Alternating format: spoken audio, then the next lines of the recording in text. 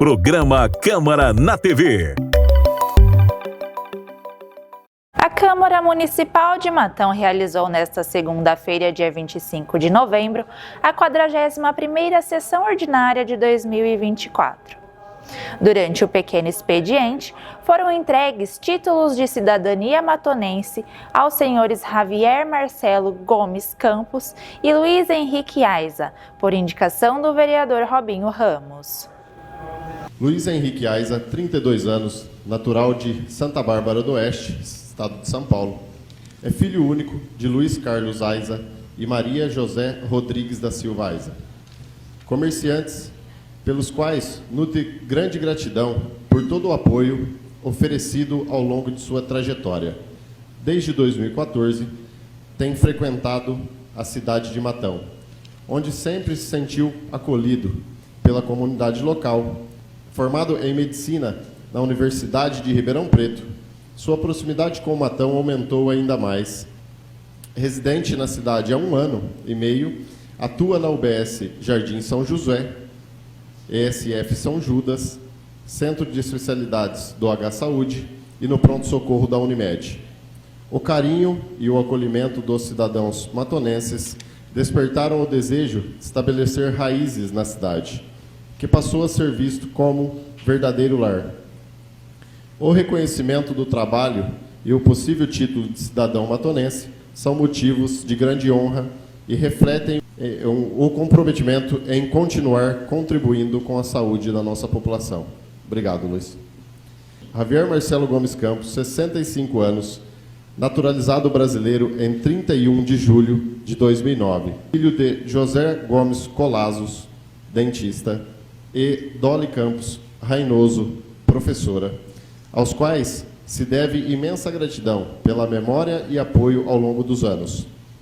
Graduado em Medicina na Universidade Federal de Uberlândia, Minas Gerais, em 1995, residência médica em cirurgia geral, realizada entre 1998 e 2000, na Santa Casa de Ribeirão Preto, e residência em angiologia e cirurgia vascular, concluído de 2000 a 2002, também na Santa Casa de Ribeirão Preto. Residente em Matão desde 2004, integrando o corpo clínico do Hospital Carlos Fernando Malzone desde então, além de atuar como cirurgião vascular concursado na rede pública de saúde da Prefeitura de Matão. Ao longo desses anos, tem contribuído profissionalmente com dedicação e zelo à comunidade local. Matão é o lar da família há muitos anos, e onde há 14 anos nasceu o filho. Além disso, foram criados vínculos especiais com a população matonense. O recebimento do título de cidadão matonense é motivo de grande honra e agradecimento. Especialmente a pessoa do vereador Robinho, que teve a feliz iniciativa, especial iniciativa desse título de cidadão matonense, pela qual estamos sendo homenageados. Agradeço a minha família, os amigos e, sobretudo, a equipe que está comigo há 15 ou 18 anos, eu calculo exatamente, não tenho certeza. Espero corresponder à honra, à honraria de receber esse título e obrigado, Robinho. Gostaria primeiramente de agradecer ao vereador Robinho, que me fez essa proposta, e a todos os outros vereadores que aceitaram. Gostaria de agradecer também aos meus colegas de trabalho, a minha família, e não poderia deixar de agradecer também aos meus pacientes, que sem eles eu não estaria aqui hoje. E eles que me dão todo esse reconhecimento. Eu fico muito grato e feliz com isso. E muito obrigado, Robinho. Já durante a sessão, os vereadores apresentaram 6 indicações e 46 requerimentos, entre votos de pesar, votos de congratulações, pedido de emenda parlamentar e urgência especial. Na ordem do dia, foram aprovados 6 projetos de lei e um projeto de decreto legislativo, dos quais vale destacar: Projeto de lei número 184 de 2024, de autoria do vereador Paulo Bernardi, que denomina como Rua Joaquim Ramos a Rua 5 do Residencial Eldorado. Projeto de lei número 189 de 2024, de autoria do vereador Davison Sensei, que institui e inclui no calendário de festas e eventos do município de Matão o Dia Municipal do Jiu-Jitsu, a ser comemorado anualmente em 14 de setembro. E os projetos de lei número 190 e 191 de 2024, também de autoria do vereador Davison Sensei, que dá denominação de Mário Lúcio Molinari Albarrice, a Rua 14, e João Antônio Aparecido de Moraes, a Rua 22, do loteamento residencial Vila Flórida. Vale lembrar que as sessões ordinárias da Câmara Municipal de Matão acontecem às segundas-feiras, a partir das 19 horas, na Sala das Sessões Vereador Aldo Gorgatti. A população pode acompanhar as sessões presencialmente online por meio do site www.camaramatão.sp.gov.br e pelo Facebook www.facebook.com/cmmatão. Nesta terça-feira, dia 26 de novembro, o plenário da Câmara Municipal de Matão foi sede da segunda simulação do Conselho de Segurança das Nações Unidas, realizada pelos alunos das segundas séries do ensino médio da Escola Estadual Jardim Buscardi. Divididos entre 15 países, os alunos debateram propostas de resolução a problemas relacionados ao meio ambiente, como mudanças climáticas, desenvolvimento sustentável, impactos ambientais e sociais, tecnologia e inovações ambientais. A dinâmica integra as atividades de ciências humanas da escola.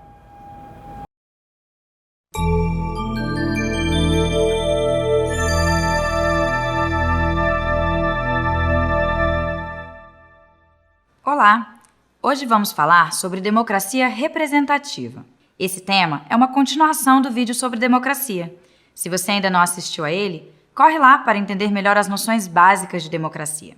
Você vai ver que ela pode funcionar de várias maneiras, e uma delas é a representativa. De qualquer forma, lembrando um pouco do que está lá. Democracia é um regime político em que todo o povo toma as decisões básicas e mais importantes com relação ao viver em comum.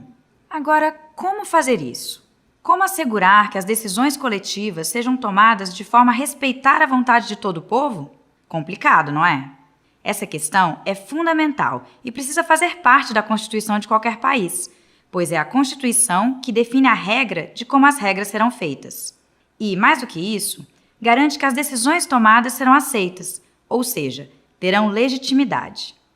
Nossa Constituição afirma, em seu primeiro artigo, que somos uma república democrática e que todo poder pertence ao povo, que pode exercê-lo diretamente ou por meio de seus representantes. Ou seja, o Brasil é uma democracia representativa. Curiosamente, a figura dos representantes surgiu no contexto das monarquias absolutistas, durante a Idade Média. Por costume, os reis convocavam grandes assembleias para ratificar decisões importantes, como a de começar uma guerra, por exemplo. Cada localidade enviava representantes para essas assembleias. Essas pessoas percorriam a comunidade levantando reclamações, pedidos e conflitos. Durante a assembleia, o representante lia essas anotações perante todos e o rei, então, respondia ou não às questões apresentadas. O representante anotava tudo e levava o resultado de volta para a comunidade. Você pode ver, portanto, que a representação era uma questão muito prática e direta. O representante era quase um porta-voz das pessoas de sua comunidade perante o rei. Esse papel começou a mudar um pouco quando os reis precisaram de mais recursos para o financiamento do Estado. E isso dependia do consentimento das pessoas. Foi na Inglaterra, então, que o rei definiu que os representantes das comunidades deveriam poder tomar decisões por elas, como a de aceitar a cobrança de novos impostos. Em pouco tempo, firmou-se a prática de que os representantes poderiam tomar decisões em nome dos representados. Essa ideia foi, inclusive, uma das questões que provocaram o movimento de independência nos Estados Unidos. Os americanos não tinham representantes no parlamento inglês, mas o rei da Inglaterra cobrava impostos dos americanos. Eles então se revoltaram e adotaram o lema: nenhum imposto sem representação. Isto é, como não tinham representantes no parlamento inglês, não se sentiam obrigados a pagar os impostos cobrados por eles. Com o passar dos séculos, o poder dos representantes foi aumentando, até que o parlamento inglês acabou se tornando o local de tomada das decisões coletivas, tirando esse papel do rei. O parlamento inglês, depois, tornou-se modelo para vários outros parlamentos do mundo, e a questão dos representantes acabou se associando de forma definitiva à noção de democracia como entendemos no mundo ocidental, ainda que haja outros modelos, como a democracia participativa, que veremos em outro vídeo. Outro elemento importante das democracias representativas são os partidos políticos. Como vimos no vídeo sobre partidos, são eles que organizam grupos que têm interesses comuns, tanto para facilitar o processo de escolha dos representantes pelo eleitor, quanto para lutar por cargos políticos na divisão de poder do governo. Vale lembrar que, no caso brasileiro, somente os filiados a partidos políticos podem se apresentar como candidatos nas eleições. Uma vez eleitos, os representantes vão compor as casas legislativas, câmaras municipais, assembleias legislativas, Câmara dos Deputados e Senado Federal. Nelas, vão debater e decidir as questões que afetam a todos. Diferente daquele representante na Idade Média, que praticamente era só um porta-voz das questões do povo, o representante atual é o único responsável por suas opiniões e decisões, e não pode ter qualquer impedimento em relação a isso. A Constituição diz que os representantes são invioláveis em relação às suas opiniões, palavras e votos. Logicamente, espera-se que os representantes mantenham um bom relacionamento com a comunidade e que tenham em mente em todas as suas decisões o bem comum. Essa é uma das questões mais debatidas atualmente. O representante é totalmente dono de seu mandato depois de eleito? Ou a representação tem efeito contínuo, ou seja, ela deve continuar ocorrendo entre as eleições, tanto por meio da prestação de contas do representante, quanto do processo de ouvir o que os representados querem? Atualmente, imagina-se que quanto mais próximo disso, melhor funciona a democracia representativa. Isso porque, apesar do mecanismo da representação permitir que muitas pessoas se sintam participando do processo decisório pela via da eleição, na prática, são apenas os representantes que efetivamente tomam as decisões. Por isso, a Constituição brasileira prevê que o povo possa participar do poder político também de forma direta, manifestando-se em plebiscitos e referendos, por exemplo.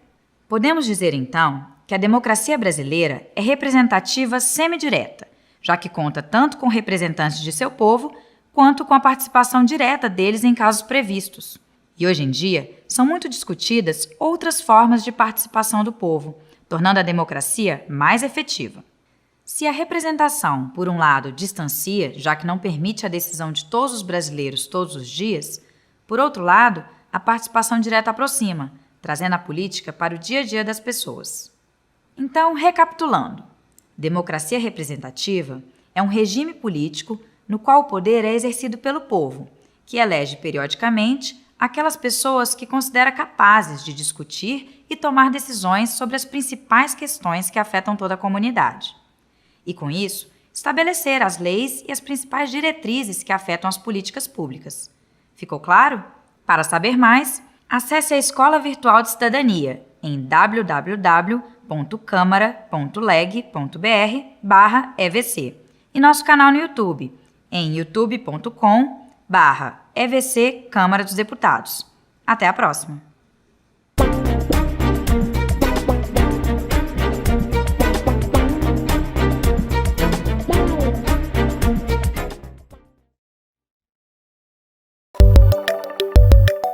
Programa Câmara na TV.